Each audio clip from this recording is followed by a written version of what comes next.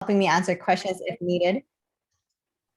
So here we go. So I'm in PowerPoint, but on the cloud version. Just like in Google, you have Google Slides and things like this. This is the cloud version of PowerPoint if you're not familiar with it. So I'm going to go ahead and go to Present Live. So if you've never heard of this before, Present Live is awesome because you can actually follow along with me in my presentation. So if you have your device, you can take your device and you can use your camera feature and you can take this QR code and it will bring you to my actual presentation that you could follow along with me. And if you need the link, I'm going to go ahead and put it in the chat right now for everyone in case your QR code isn't working. And you can follow along with me. And the great thing, if you notice, as I'm speaking, my closed captioning is happening at the bottom of your device. And you can also change the language to a different language. So I'm speaking in English, but whoever's viewing, which is you can change it to Spanish or whatever you need. So just think of how useful this is when you're with your students or when you're with other colleagues and other people who may not understand you with your first language, right? That's pretty amazing. Another tool also at the bottom of your screen, if you're following along, is the little, you see the little happy face? Those are your reactions. So if you can click on that, give me a few reactions right now so I could see them actually coming through. Perfect, I love it. So you can see from my screen that I see those reactions coming through. So feel free to send me reactions throughout. I love it. I see some reactions through Zoom. Either way, that's great. Okay, so we're gonna go ahead and continue. So I'm going to click on show slides. And this brings us back to our slideshow, but now you're actually following along. And the great thing is, as I go through my slides, you can go back to slides that I've already covered. So let's say you want to go back to another one, you can do that. You just can't go ahead from where I am. Okay, so let's go ahead and begin. Innovative technology for the classroom. So let's establish our purpose before we begin. Our purpose here today is to examine evidence-based practices, and I'm going to give you access to a curated list of technology resources that I put together with some of my colleagues and some of my classmates when I was going through additional certification. And we're also going to learn tried and true tech used by teachers today, and we are going to organize them in build, deliver, assess, and support technologies in all those areas. We also wanted to be clear about our non-purpose here. Don't expect to be experts at the end of this session because even I'm not there. You don't expect to learn every great tech tool in existence because I'm sure they're being even invented as we speak right now. And don't think that you need to forget everything that you've learned or been practicing. You don't have to throw out everything that you've learned. We just continue to learn new things, okay? Here's a great quote that my colleagues and I love to use. Technology will never replace great teachers, but technology in the hands of great teachers is transformational. And I'd like to think that that is why we're all here today. We're going to learn how to use this technology, not for the sake of technology, but to help deliver instruction to our students. And my name is Teresa Castro. Here's just a little something about me, lots of things that I've been working with. And I'm not going to read all of this, but I've been, thank you for the reactions. I've been a technology TOSA or teacher on special assignment for 7 years now. And before that, I was actually in the classroom. I taught every grade in elementary, and I do love it. I miss the kids, especially right now. And so those are my expertise at the moment. So now that you know a little bit about me, I'd like to know a little bit about you. But before we get to that, I want to show you our Padlet. So if you're following along with me, you just click on that and it brings you straight to our Padlet. But if you're not following along with me, I'm going to put it in our chat right now. Let me go ahead and grab that and put it in our chat. And again, if you can't access this for whatever reason, please feel free to put your questions in the chat and we'll try our best to get to them. But this is a great resource for you and also for me. So as I present today, feel free to go through this and fill this out. The very first column is for things you learned or would like to try. We'll revisit that at the end.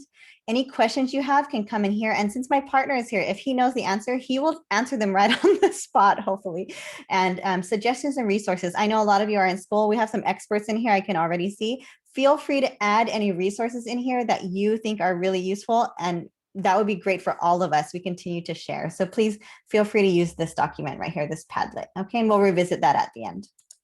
All right, our next thing that we're going to do today, we're just going to go right into it. We're going to go to our poll. If you've ever tried Poll Everywhere, it's been around for a long time.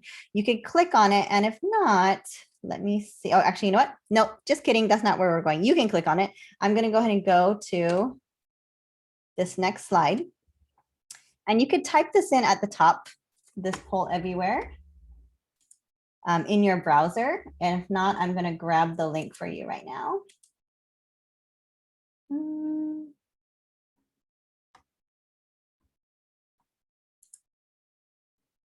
Oh, I see people already responding. Thank you.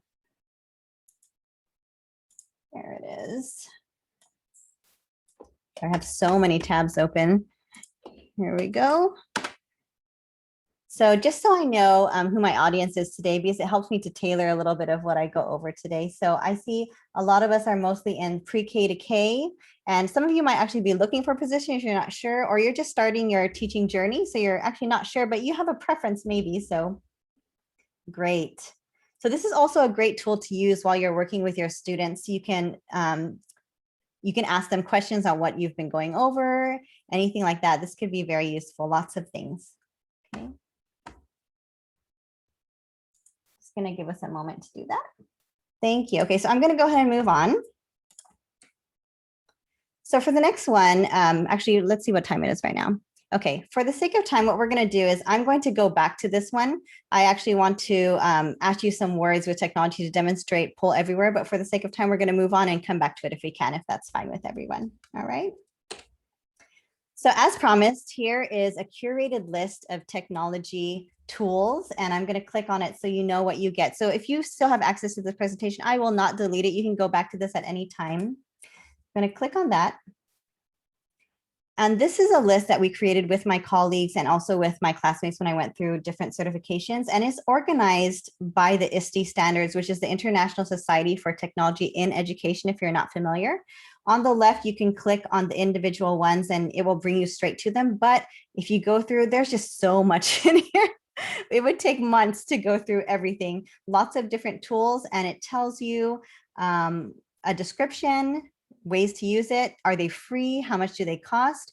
And we have people in here all the time adding things. So every month or so, I like to go through and clean it up a little bit. So if you want to add something, please, I've given you edit rights, so you can go there and you actually add things as well.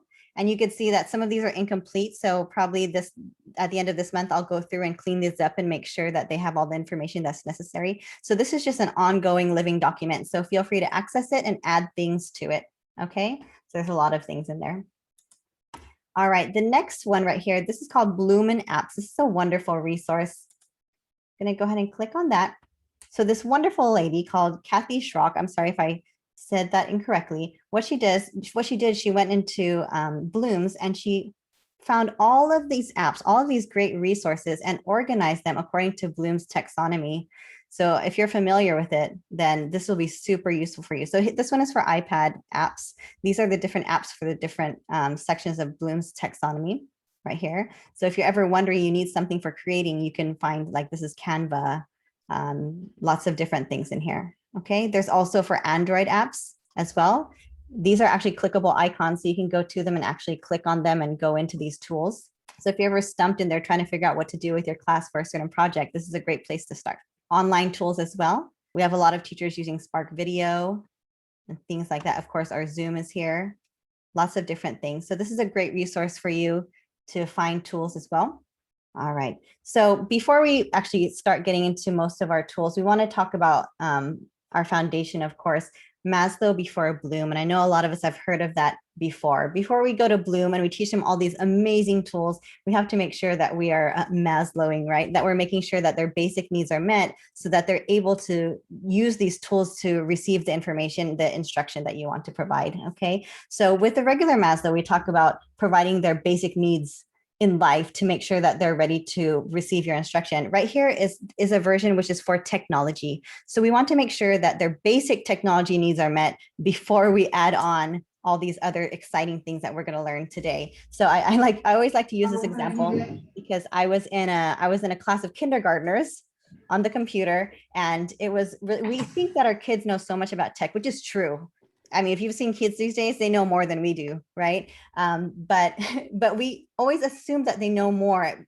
And there's this kindergartner who was using their mouse and they were pushing their mouse all the way on top of their seatmate because they didn't realize that you can actually lift your mouse in order to move the cursor around. And it was the cutest thing, but then it reminded me, oh, that is an explicit skill that I need to teach. I didn't teach that basic skill. And my partner also mentioned, even just telling them what it is. Some students won't know what a mouse is because they're used to those touch screens and everything. So making sure that those basic needs for tech are met before you throw these wonderful new tools at them, that knowing that helping them to navigate through them. Okay, so also giving timely feedback, making sure that they're growing in technology and in your instruction for them. Okay, moving on.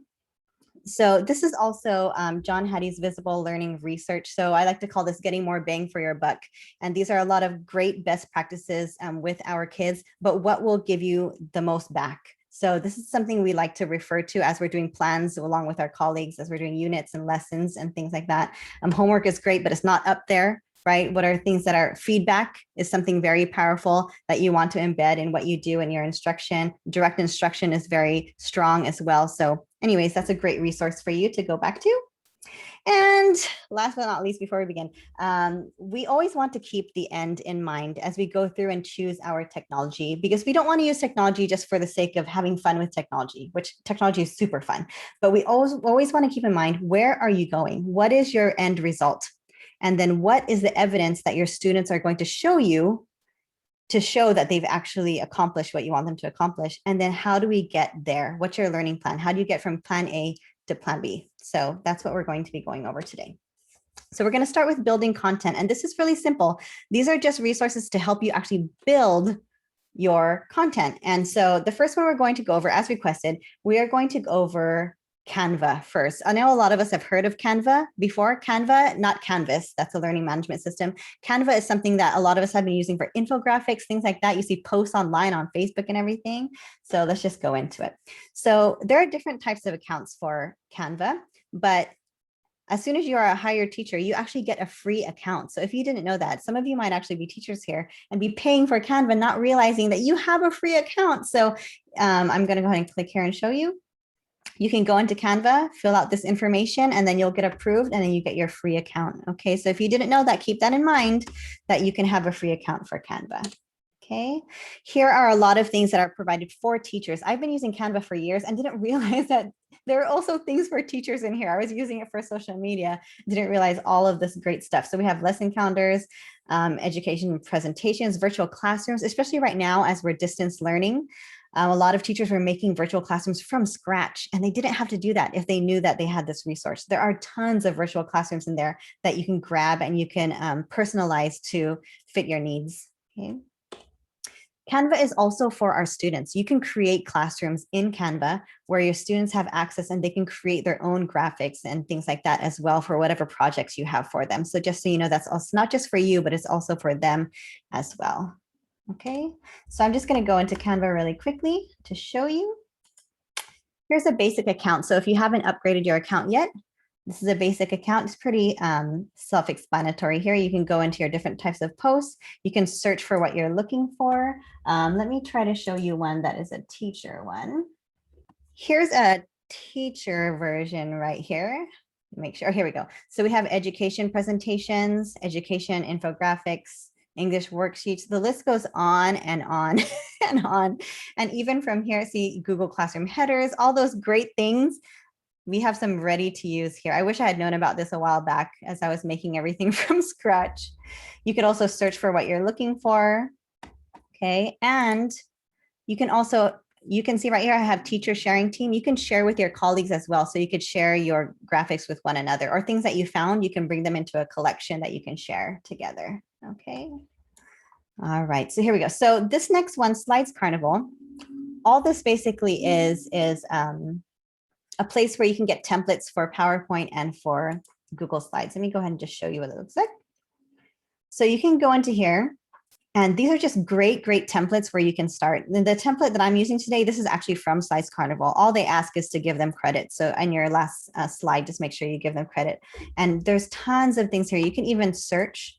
And since I'm a technology TOSA, I often go to technology and I search for things. This is my favorite one, this peach one right here.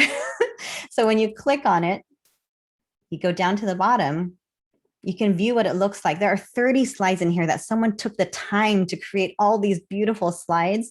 And a lot of people give me credit for my slides, and I can't really take credit because I took it from here. You can download it as PowerPoint, and you can also use it as Google Slides. And what it does, it creates a copy for you. So as soon as you bring it in, it's yours. And now you just alter it for whatever you need. Okay, very simple to use. And I've been using it for years. I love it. This next one is Slides Mania. I'm not going to go into it, but in essence, it's the same thing. You can go in there for Google Slides and PowerPoint as well. Okay.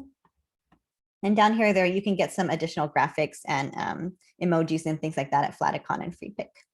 So just a lot of resources for you to use. Okay, so now we're going to go into delivering content. Let me check on my time. I think I'm okay. All right, so just so you know, the next two sections, which is delivering content and assessing content, they really can be used interchangeably. So whatever we go over with delivering content, it could most likely be used as assessments as well, whether it's formative assessments or your culminating tasks. And also our assessing content can be used as checking for understanding as you deliver content. So just so you know, they are interchangeable. We have organized them though anyways. So this first one is resources for delivering content. So I know some of you may be familiar with these things, Nearpod, Pear Deck, Flipgrid. But before we begin, I'm going to take you into another tool in Microsoft just so you can see it. It's pretty amazing, and it's called Presenter Coach. So I'm just going to escape out of this presentation really quick. Right here, Rehearse with Coach. Just prepare to be amazed, because when I saw what this did, my mind was blown. Okay. So what Presenter Coach does, it allows you to rehearse your presentation and get actual data at the end. So this is great for you if you have a presentation to do, and it's great for your students as well as they're learning and trying to work on their speaking skills. And instead of talking about it, let me just go ahead and do it. So I'm going to click on that. I'm not going to do this because I don't have a camera. But you can show body language feedback if you have. I'm using my camera right now for this presentation, but if I wasn't here, I could click on that and it'll actually give me feedback on my body language as well, which is amazing. So I'm going to go ahead and click on Rehearse with Coach. And down here at the bottom right, you'll see where it says Start Rehearsing. So I'm going to click on Start Rehearsing. So here we go. So as I'm rehearsing, it's actually recording me. And at the end, it's going to give me feedback. And I'm going to show you what that looks like. So as that's happening all in the background, you can see it's telling me right now that I'm speaking too fast. So you could turn that off as well so that you don't see those on the side as you present. And it says, try not to use too many M's. Okay, I got it. So let's continue.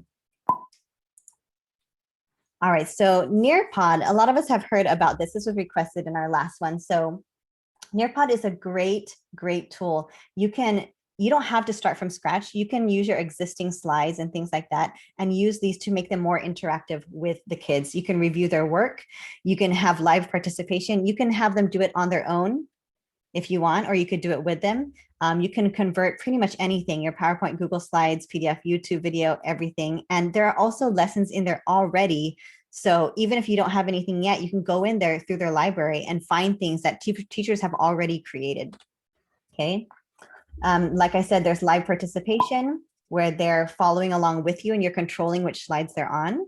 You can also do student pace where they can do it on their own entirely. So they can go as fast as they want, as slow as they want, and they can do it when they're not with you. And then front of the class as well. Even if the students don't have devices, they can follow along with you that way. Okay, so I just talked about Nearpod, but I'm actually going to spend more time in Pear Deck right now. So I'm going to bring you into Pear Deck, which is very similar to Nearpod, but I want to actually show you how to use it. So let me grab it from another screen. There we go. All right.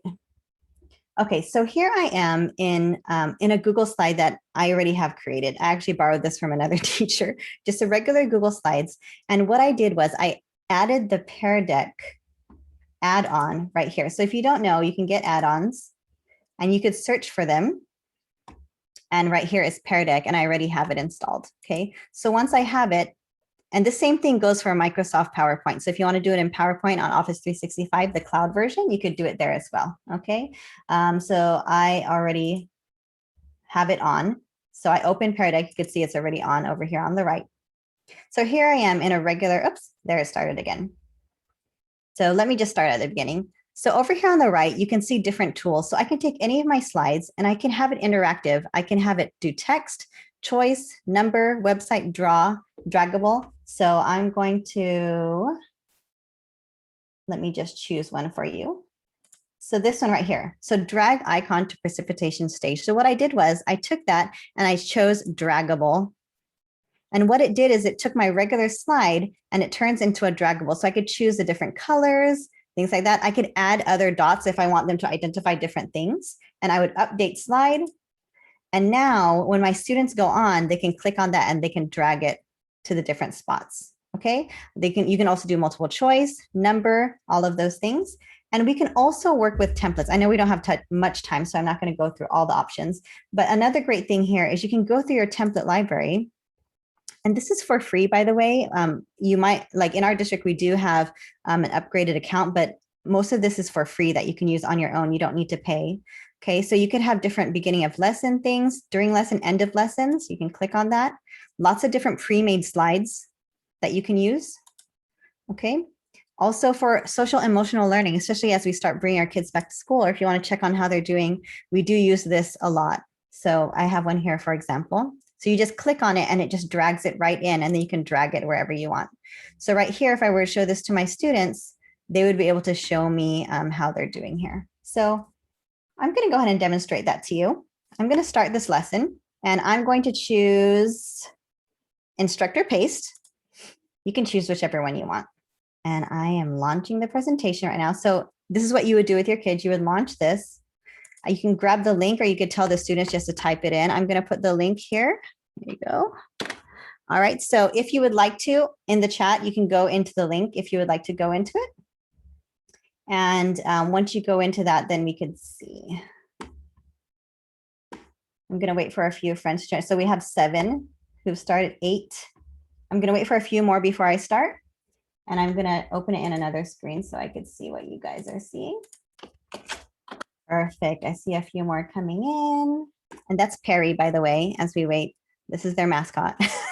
Super cute. All right, so I'm going to go ahead and start the class. So here we go.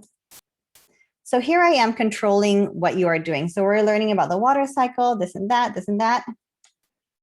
Okay, so kids, what you can do, you can actually drag icons here. I'm going to move on to the one that I was talking about earlier. So we haven't learned anything yet, so we don't need to type yet. But like this one, drag the icon to the precipitation stage. So students, you can go ahead and experience that, dragging the icon. And then for me, from the teacher end, I can see the choices that you've made on the dashboard, which we're probably not going to have time to get to today, but just know that it's there. Okay. And then this next one. So I could see right now the students putting it in, drag the icon to the precipitation stage. I'm not quizzing you. I believe you know it. Or are you just having fun with the circles? I'm not sure. All right, so let's go to the next one. What is filling your bucket today and what is draining it? Let's do this one and let's do one more and then we'll move on. Okay, so here, this is a draw one. You can draw something if you want to. If I were making this, I probably would have made this a type one, so you can actually type, but it's entirely up to you. All right, let's move on to this next one. I'm sorry that I'm going so quickly. There's just so much I want to share with you, and I know our time is limited together. So let's do a stress check. I think we all really need this right now, right? So 0 is I'm in a good space and I can focus, and 10 is I can't manage my emotions or behaviors right now. So let's go ahead. So wow, okay, so I see a lot of us in a good space. That's great. Some of us are a little bit in the middle. So this is a great check for you and your kids, because I know as we're teaching them, if they're highly stressed, you're not going to be able to get your instruction out there the way you want to. So we really want to make sure we're taking care of their emotional needs as well, right? Okay, so let me get out of this. I know that was fun. Okay, so since I went out, I didn't want to do this yet, but you can see this information right here. I didn't want to do this yet, but I did get out of the presentation. So the rehearsal coach that I showed you earlier, where it was listening to me and giving me feedback, this is the type of data that you would receive. So I talked for about 1 minute and 52 seconds before I left the presentation. It gives me my pace. So I was talking at about 148 words per minute. Fillers, it noticed that I did use a lot. So it's giving me that advice. Maybe you should try not to use. Okay. Sensitive phrases. If I use some words that might be sensitive, to people, it would tell me here, and it would also give me suggestions on what I could say instead. Repetitive language, I didn't repeat things a lot, so that's great. My pitch, I had a low pitch, so maybe try increasing my tone. That would make it more exciting. So as I was rehearsing, I could use it. So just think of the possibilities here, not just with you, but for your kids as you're trying to teach them speaking skills, or even us, right? We hate speaking in public, but if you want to practice, you could do it here. And I remember I used to practice in front of pets and my family, and now I can use this as well. So a great tool. Okay, so let's go ahead and go back. So here we were in Paradex. So we finished that. Our next one is Flipgrid. And so some of you may be familiar with that. If not, I'm just going to show you what it is. So let me just go into Flipgrid right now. It's a great way for students to respond to your prompts using videos. And they have a lot of freedom to edit and things like that. And please ignore, I'm sorry, someone's entering my house. And they can also respond to one another. And you can give feedback as well as teachers. You can create rubrics. Anyways, before I'm just gonna play it. So this is a session I was doing on college for some kids. Hi, my name is Josiah. Hi, my name's Andrew. And these are some pros and cons about social media. Some pros are that you can share life with your family and friends, keep contact with people. So it's just a video that they share, and the kids really enjoy it, and they could respond to one another as well. And let me just go into actual, here we go. So we have our groups. So think of your groups as your class. So you may have different classes, and you can go into your groups and you can create a topic, and your topic is more of a lesson. Okay, so I'm just going to create one right now so you could see. I know this is super fast, but this is being recorded, and please, you will be able to email me at any time. I will help you if needed. So in your topic or lesson, you would give it a title. And I'm not going to go through all of these things, but just know you have a lot of options in here. Okay, you can click on more options. And if you're wondering, I'm kind of afraid for my students to do videos, I'm afraid of what's going to be in them, you can also make it where you have to approve them first before they come in, before they appear for the rest of the class. Okay, so you can have as much control as you want.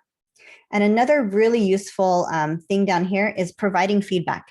You can create your own criteria for the students. So as you watch the videos, you can give them feedback on the different criteria. Maybe it's eye contact, their voice, I don't know, whatever you're working on at the moment. So it's really, really great for you to use. Okay. All right. So the next one, let me see my time. I think I might be okay. This one, PHET, or I like to call it FET. I'm not sure if that's really what it's called, but I like to call it. It's just another great resource that I wish I knew about. I saw a teacher using it, a science teacher, and I was like, wow, I didn't even know this existed. So I didn't want to go on through this without sharing this with you. So what it is I'm going to go back a little bit. It's interactive simulations. And this is really great, especially as we're distance learning and we can't get in there with the kids, in person. How do you simulate things? Of course, we can go to videos, but they can go into the concepts as well. Different science things here. I'm going to go into chemistry. This is my favorite one, just because I could stare at it for a long time. And this is the different particles. Feel free to be relaxed right now. Remove the divider. And I'm sure this goes with a lesson, right? This is not just a stare at, but just imagine if you were teaching this content, how powerful this is with the kids to demonstrate how this interactive simulation right here. Okay, pretty awesome tool. I just want to throw that in there so that you had it. Okay, so let's go ahead and resume our session. All right, let's continue. All right, so assessing content. Again, this is interchangeable with what we just went over. And whoa, I know this is a lot of information. Please don't be overwhelmed right now. If I would ask you how stressed you are, you might have been all the way to 10 at this point. But we just wanted to make sure you had this information. There are tons of tools we wanted to throw in here, but these are the best that we've seen lately that we've used. We're not going to go over all of this. Poll Everywhere, you just used it earlier. Padlet, you're probably using it right now if you're throwing in your ideas or questions. Mentimeter, Kahoot, Quizlet, those are all great things. You can click on these links and it will bring you straight to their site so you could explore more. But what we're going to spend more, I see a lot of reactions in here. Yes, a lot of us have been using these, right? I'm going to go into Quizzes right now. So let me go ahead and get out of this.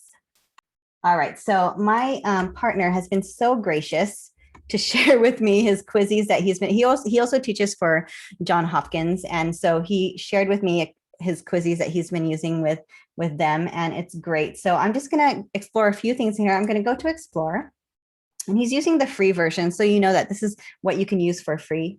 And you can search for any topic. So any topic, maybe you're teaching science, and you don't want to start from scratch. You can go into science and see what people have already made, and you can reuse them. Can you imagine the possibilities? You don't have to sit there and recreate everything, okay? And you also have your library. So items that you've created and things that you've also used is in here. You can go on the right, you have your different, he has it by his classes, his different classes, the different collections. So you can click on it and see what you've used for your different classes. And you can see he's teaching Spanish there. Okay. Also, this is very powerful that he shared with me. And I was like, whoa, that's so amazing. Your reports as well. So you can go into your actual assignments. And from here, you can see, of course, who did it. And you can go into the questions and you can see how they did in every question. Just think of how powerful this information is. Now you know what your students really understand. And now you know what you need to revisit, things that you have to review, or you may know, maybe you know those students that need some extra help and those who are ready to move on. Okay, so this data is very, very powerful. Okay, and I think that's all I'm going to go over in here. We're going to go ahead and do a quizzy together just for fun. Okay, so while we're here, so you can click on my, let me resume session. You can click on my link right there, or I could put it in the chat. Let me see if I can find the link for it. Here you go. I'm going to put it in the chat right now for everybody. And we're going to do a quizzy. And my partner made this, so if it's super hard, we're going to blame him. I'm just kidding. I don't want him to leave the meeting. All right. So here's what it looks like on my end. So I'm waiting for participants to join. So go ahead and click on that in the chat, and let's get some people in here. And hopefully I'm on the right one.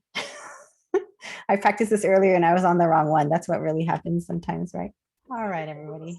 So I'm going to go ahead and click start. Good luck.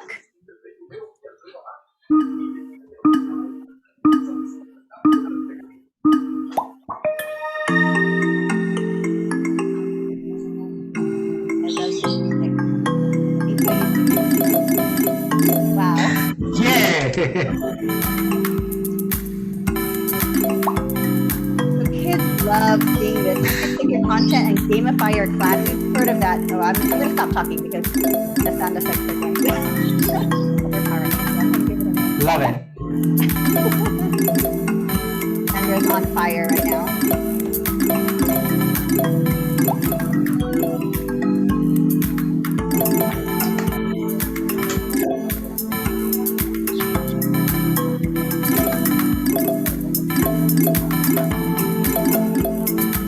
Gonna give this about a minute. Or not even. There were 30 more seconds, so I apologize if you don't get to finish. Oh wow, Sandra. You deserve a prize.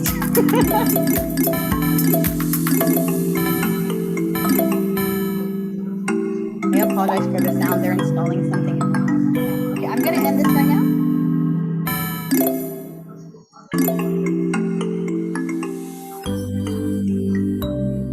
So first place, Sandra, congratulations. Can we get some reactions for Sandra? All right. Good job. And it shows you who did perfect along with the, oh, here's your data as well. Very cool. Okay, so let me move on. Let's continue with our, I'm going to mute you, Mr. Rosinos. I'm sorry. Okay, let's move on. So just imagine the things that you could do with your kids. We've all heard about gamifying your classroom and just being able to bring that content in a way that's more exciting for your kids. And the competition too is super fun. So all these tools will do that for you, but I hope you enjoyed that as well. So I'm not going to go into the rest. You can go through that at your own time. All right, so supporting content. So we went through all of these parts. Our last part is really some tools that can help support us. So we couldn't really find a place for them, so we just kind of grouped them together here at the end. I'm going to talk to you a little bit about Immersive Reader, Epic, and Overdrive. And I'm going to start backwards. Actually, I'm going to go over Overdrive first. If you haven't heard of Overdrive, or the app is also called Sora, it allows you to borrow ebooks from your library. So if you have a public library around you, they could also be using an app called Overdrive that allows you to borrow books digitally. Okay, so instead of talking about, let's go ahead and go into it. Let's see if we could find it here. Here we go. Okay, so here I am in my overdrive. So you can search for books. And what's great about this is that in our district, we also have overdrive in our district. So these are books that our district has purchased. We also share with LACO as well. So our students can borrow these books. It's just like a regular library. They could borrow them, and when they're done, they return them, or they just expire in however much time you've set. So if you set it for 2 weeks, 3 weeks, and then it just goes back, they don't have any late fees or anything because it just gets put back into the collection. Okay, so there are some options that you can have here when you teach the kids how to search for things. Different levels. I know a lot of us are using maybe accelerated reader or things like that, and it has different reading levels. So you could use this to search for different levels. You could teach your kids how to filter through that so that they're not overwhelmed with all the books that you find. We have Lexile here as well. Do you want books to show only if they're available? If you want to check that, that's fine, or they can leave that unchecked. And if they find a book that's already taken, they could be put on the wait list for it, and then they'll get it when it becomes available for them. There's also read along books. So for your students who are just emerging readers, they can go through those books and they'll actually read along with the students. So they could find those. I'm just going to click on search here. Here we go. And then they can just borrow. So if they find a book they like, they can just borrow it. They can read a sample. It's up to you and your district, however many books that they can have. But again, even if you're not part of a district yet, this is something that they could do with their public library. So if you didn't know about it, I would reach out to your public library and get your account for Sora, because a lot of books that we love to read, you can actually do it for free. You don't have to buy them anymore. You can just borrow them from your library. Okay. All right. So I'm going to move on. All right, so in Epic, I'm not going to click on Epic. In essence, that's the same thing. It just has tons of books and also activities for the students to do. My daughter loves Epic. Every day she's on there. She's doing reading. She's also watching videos and doing lots of activities in there. So if we have time, we'll go back into it. But I wanted to make sure we had enough time for this last one. And this is Immersive Reader. You might have heard of Immersive Reader, but if you haven't, we're going to demonstrate it today. It's just an amazing tool that your students can use independently to access whatever instruction you're trying to provide. Sometimes we have those students who are struggling because they might be language learners, or maybe they're struggling readers, or they're emerging readers. And the content, of course we differentiate for our students. Of course we do that. But sometimes we need even more than that. And this is a way for them to differentiate on their own without you needing to do anything really. And let me go ahead and show you what that looks like. So I'm going to use Microsoft, let me see. I'm going to use Edge, and there's a reason why I'm using this. So here we are on just a regular article on the internet. And what you could do is I can enter Immersive Reader right here. So in Google, you can also do this in Google Chrome with the extension, but here it's already built into Edge. That's why I decided to use it. So I can click on Immersive Reader and see what happens. It took all the text on this regular web page and it brought us right here. And there are some tools at the top. So if you click on Read Aloud, the students can click on that and it will actually... Shark Lagoon. Witness some of the most legendary and enigmatic animals, sharks. You can also choose different voice options. You can make it go faster, slower. You have Microsoft David. You could choose someone else if you want a different voice. Okay. All right, let me close out of that. We also have text preferences as well. So you can adjust the different size. Okay, text spacing, you can increase that so you could see there's a little bit more space between the words and the lines as well. You could change the color. You might have those students who have a hard time reading in certain colors. So I know a lot of students do prefer like black. For me as a student, if you chose this, I wouldn't be able to read it. So your students can choose this on their own. You don't have to stop your instruction. You give them the assignment and they can do this for themselves. Okay. This next one is one of my favorites. This is grammar tools. You can select syllables and it will break your words into syllables. Right there. You can do your parts of speech here, nouns. You could choose different colors if you want. Oops, where'd it go? Verbs, adjectives. This is great for our students, especially who are learning the language, who need to find those nouns and identify them. And those of us who are teaching writing, this is great. We want to spice up our writing. How do we do it? We can find our nouns. We could add other adjectives, or we could search for adjectives and find different adjectives that authors use. So lots of different things that we can use here. And you can also show the labels as well. And again, this is not a text I created. This is something on the internet. You can do this on anything. You could do this on something that you created, or you could do it on something that's from the internet as well. Okay, oops, let me turn that all off. Just for the sake, I'll just leave nonce on for now. So reading preferences. So those of us, especially when I used to work with kindergartners, first and second, sometimes we do our reading and it's a little bit overwhelming for them to see the entire thing. So oops, let me click on it. And so you can have line focus so they can actually go through it by line, 2 lines, 3 lines, and they could do their reading that way. So it's not as overwhelming as they're trying to read whatever it is that you have assigned to them. Okay. You also have picture dictionary, which allows them to click on a word and then they could see a little picture. So let me see, I'm going to click on zebra. And then there's a picture of a zebra. So this is also great. Think of those language learners who don't know what these things are. This will really help them as well. So they can go to shark and it shows them a shark. Here's one of my favorite features down here. Translate. And this is useful not just for the students, but for you when you try to communicate with parents or if you need to create some sort of correspondence, this will help you. So you can choose whatever language you want. I already have it on Spanish. I could translate the entire page. And here we are. And I could turn that off and bring it right back to English. Okay. And so from here, I can also do my picture dictionary. Oh, wow. Now I don't know which one to choose. Is there shark? Oh, no. Well, Ricardo, now it's in Spanish. So Tiburones. what is it? Tiburones. No, don't make me look for it. Okay, well, take my word for it. So when you click on it, it will show you the English and it'll show you in Spanish as well. And you can listen to the pronunciation too. So for those language learners, this is a great tool. Okay, so we didn't want to miss that. So let's go ahead and go back now to our presentation. Immersive Reader is actually built into things like Edge, and it could be brought in as an extension like in Chrome. But Ricardo, if they were to use it on their phone, what would they use? Oh, that's a good question.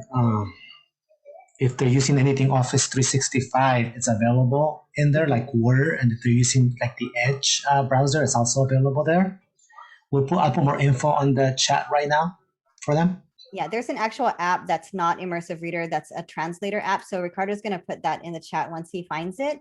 But if you're in anything that's Microsoft, whether it's Word, PowerPoint, Immersive Reader is built in already. So you don't have to worry about getting an extension and things like that, but it's already there. But that's a good question. So Ricardo will get that for you. All right, so we're coming near to the end. I think I went as quickly as I could. And what I'm going to do now is I'm going to go into our Padlet and see if I have, oh, I don't have questions there. I assume that maybe my partner has been answering them on the slide on the chat. All right, so before we end our session, let's just kind of regroup and think about what is something that stood out to you or something you would like to try for today. So we're going to go back into our Padlet. We're not going to go to the first one. We'll go to the second one, the same pad that we were on before. And let's think about something that maybe that you'd want to try. So here in this first column, if you can go ahead and add things that you'd like to try in here. I see a few responses. Let's go ahead and go back in there and add a few things so that we can share those experiences with one another. I'm going to put that back into our chat right there. Oh, perfect. Pear Deck, Immersive Reader. Wonderful. I love that. So I'm going to look at the chat over here because I don't see questions here, but I do see some of them coming in the chat. We got him, Teresa. Oh, you do? Okay, thank you. So my partner is putting in, he's the pro at finding resources. So he's answering those on the chat, which is good because I only have 2 minutes left. Okay. So before I wrap up, I do want to make sure that I go to the very last part. So thank you so much. You can find me if you have my presentation here, castrocorner@gmail.com, my link tree. I do give credit, of course, to whoever made this beautiful slide deck. And at the very end, before you go, thank you so much for hanging in there with me. I know I talked super fast. All right, just so that we don't miss this part.